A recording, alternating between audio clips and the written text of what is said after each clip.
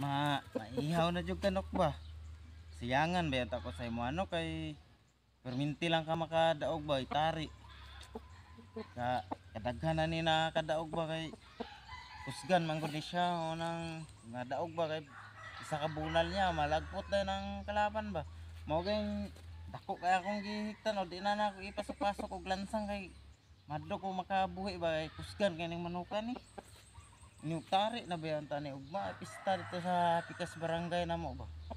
Kaso nakabisita man na akong kumare eh, gusto man niya ihawon kay nangala siya ba. Lisod kayo nga balibaran ba basig maunsa ang iyang gibuntis ba. Nga nangala man siya gusto niya ni ihawon akong hiniktan.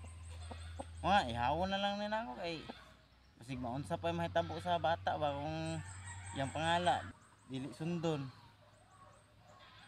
Na lang sayangan ba anta ko na yung mono ikaw may nagustuhan ni kumari okay untag sa akuha na lang unta nakagusto si kumari aso sa imuha man eh gusto jud kanya ihawon o nga panok wala na di maundang na jud ko kay panari sayang kay ni pero sige lang